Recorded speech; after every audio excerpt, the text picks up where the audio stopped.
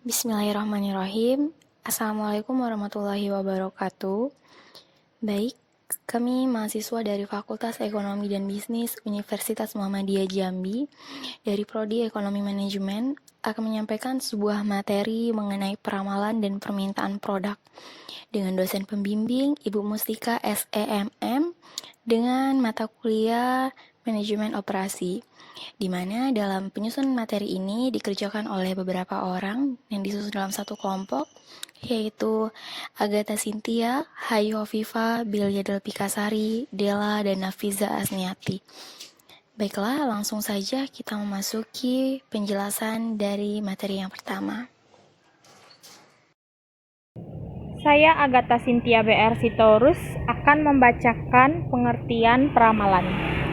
Peramalan adalah proses untuk memperkirakan berapa kebutuhan di masa mendatang yang meliputi kebutuhan dalam ukuran kuantitas, kualitas, waktu, dan lokasi yang dibutuhkan dalam rangka memenuhi permintaan barang ataupun jasa. Dalam peramalan, perusahaan perlu memiliki pengetahuan dan keterampilan yang meliputi 1. Identifikasi dan definisi masalah peramalan. Kedua, aplikasi metode peramalan. Yang ketiga, pemilihan metode peramalan yang tepat untuk situasi tertentu. Keempat, dukungan manajemen untuk menggunakan metode peramalan tertentu. Jenis-jenis peramalan. Yang pertama, peramalan ekonomi menjelaskan siklus bisnis dengan memprediksi tingkat inflasi, ketersediaan uang, dana yang dibutuhkan untuk membangun perumahan dan indikator perencanaan lainnya.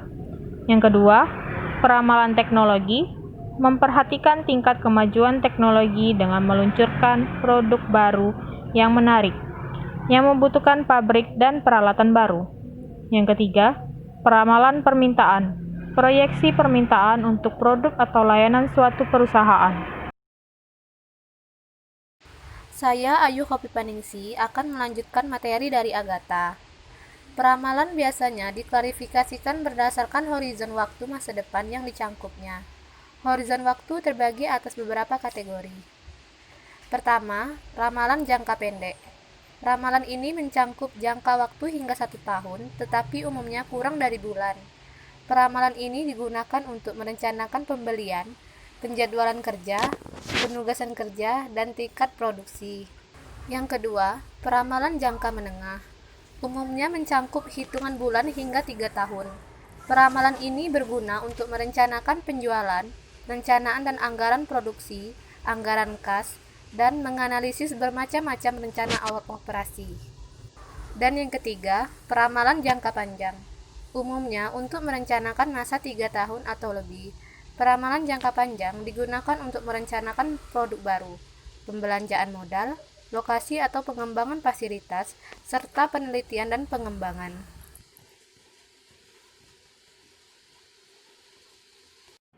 Baiklah, slide selanjutnya yaitu metode peramalan.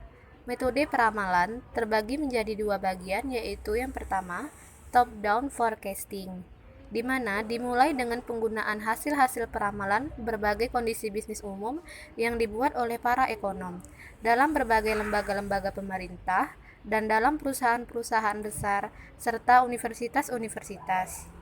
Adapun keuntungan dari top-down forecasting yaitu bekerja dengan baik jika kekuatan pasar untuk item produk dan area pasarnya sama.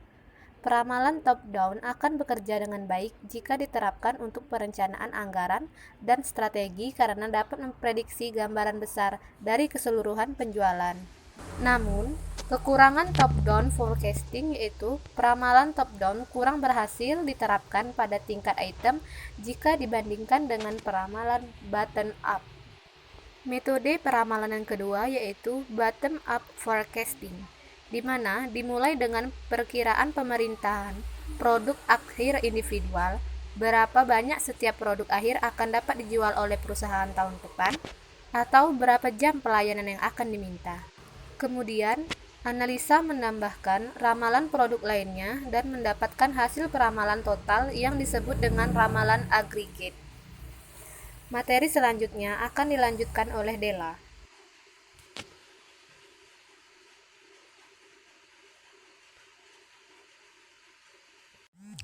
Saya Dela akan melanjutkan menjelaskan materi dari Ayu. Langkah-langkah peramalan. Langkah-langkah ini dibagi menjadi 5 bagian, yaitu yang pertama, penentuan tujuan. Langkah pertama terdiri atas penentuan macam estimasi yang diinginkan. Analisis membicarakan dengan para pembuat keputusan untuk mengetahui apa-apa kebutuhan mereka dan menentukan variabel-variabel apa yang akan diestimasi, siapa yang akan menggunakan hasil peramalan, untuk tujuan-tujuan apa hasil peramalan akan digunakan, estimasi jangka panjang atau jangka pendek yang diinginkan, derajat ketetapan estimasi yang diinginkan, kapan estimasi dibutuhkan, bagian-bagian peramalan yang diinginkan, seperti peramalan untuk kelompok pembeli, kelompok produk, atau kelompok daerah geografis. Yang kedua, pengembangan model. Dalam peramalan, model adalah suatu kerangka analitik yang bila dimasukkan data, menghasilkan data estimasi penjualan di waktu mendatang. Yang ketiga, pengujian model. Sebelum diterapkan, model biasanya diuji untuk menentukan tingkat akurasi, validitas, dan reliabilitas yang diharapkan. Dengan kata lain, pengujian model bermaksud untuk mengetahui validitas atau kemampuan prediksi secara logik suatu model. Yang keempat, penerapan model. Setelah pengujian, analisis menerapkan model. Dalam tahap ini, data historik dimasukkan dalam model untuk menghasilkan suatu ramalan. Dan yang terakhir, revisi dan evaluasi. Ramalan-ramalan yang telah dibuat harus senantiasa diperbaiki dan ditinjau kembali. Perbaikan mungkin perlu dilakukan karena adanya perubahan-perubahan dalam perusahaan atau lingkungannya, seperti tingkat harga produk suatu perusahaan, karakteristik produk, pengeluaran-pengeluaran, pengiklanan, dan lain-lain. Baik, lanjut ke teknik-teknik peramalan. Teknik peramalan dibagi menjadi 2 bagian, yaitu yang pertama, teknik kualitatif. Teknik-teknik kualitatif adalah subjektif atau judgmental atau berdasarkan pada estimasi-estimasi dan pendapat-pendapat. Dan yang kedua, teknik kuantitatif.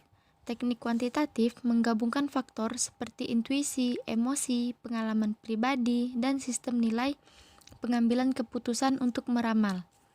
Dan untuk materi selanjutnya akan dilanjutkan oleh Belia. Baik, saya Belia Delpikasari akan melanjutkan materi yang telah dibacakan sebelumnya oleh Dela. Sebelumnya juga telah dijelaskan mengenai teknik-teknik peramalan, yaitu teknik kualitatif dan teknik kuantitatif. Pertama-tama saya akan menjelaskan mengenai teknik kualitatif. Teknik kualitatif ini terbagi menjadi 4. Yang pertama yaitu pendekatan naif. Pendekatan naif adalah sebuah teknik peramalan yang mengasumsikan permintaan di periode mendatang sama dengan permintaan di periode terkini. Yang kedua adalah rata-rata bergerak. Rata-rata bergerak merupakan metode peramalan yang menggunakan rata-rata dari sejumlah nilai data terkini untuk meramalkan periode mendatang. Yang ketiga yaitu penghalusan eksponensial. Teknik peramalan ini rata-rata bergerak dengan pembobotan di mana data diberi bobot oleh sebuah fungsi eksponensial. Yang terakhir adalah analisis regresi linear. Model matematis I garis lurus yang menjelaskan hubungan fungsional antara variabel bebas dan variabel terikat. Dalam analisis regresi linear, terdapat rumus yaitu Y sama dengan A ditambah BX, di mana Y merupakan variabel tidak bebas yang diramalkan. A adalah nilai daripada Y jika X sama dengan 0. B adalah perubahan rata-rata Y terhadap perubahan per unit X, sedangkan X adalah variabel bebas. Baik, kita beranjak ke slide selanjutnya. Jika di slide sebelumnya itu dijelaskan mengenai teknik kualitatif yang terbagi menjadi 4, begitupun dengan teknik kuantitatif juga terbagi menjadi 4. Yang pertama yaitu keputusan dari pendapat juri eksekutif.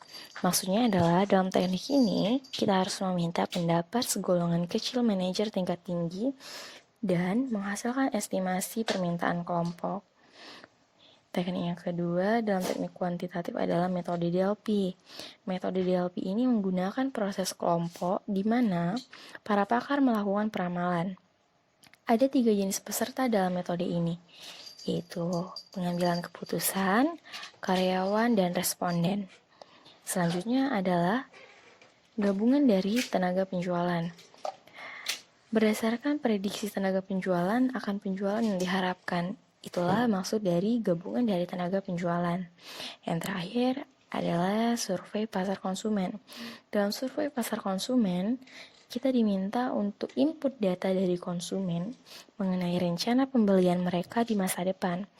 Hal ini membantu tidak hanya dalam menyiapkan peramalan, tetapi juga memperbaiki desain produk dan perencanaan produk baru.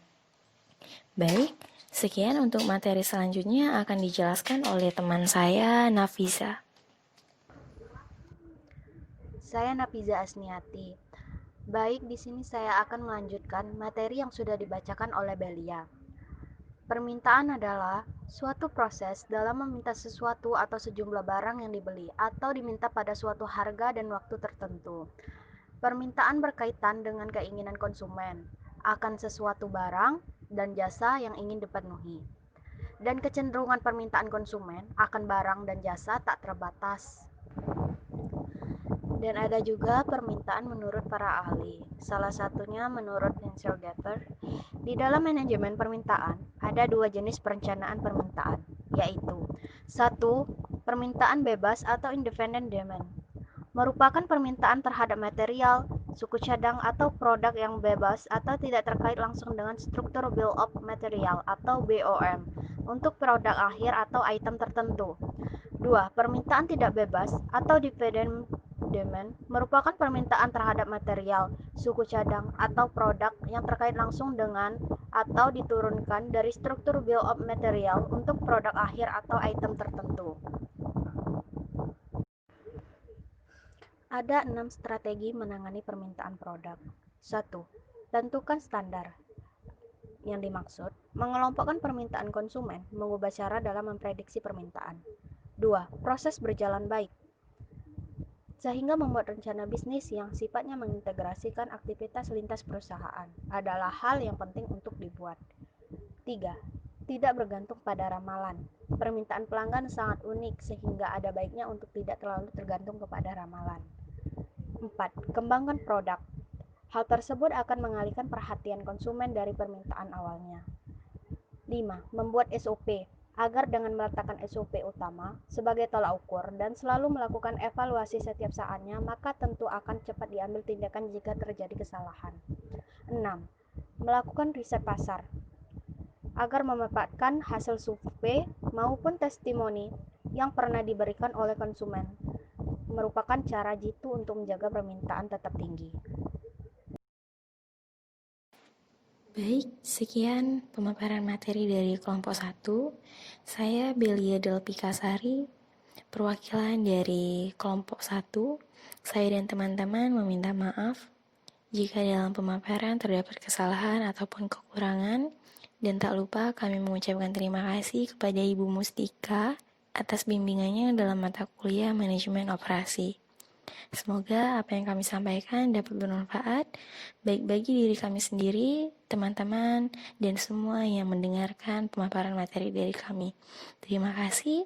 Wassalamualaikum warahmatullahi wabarakatuh.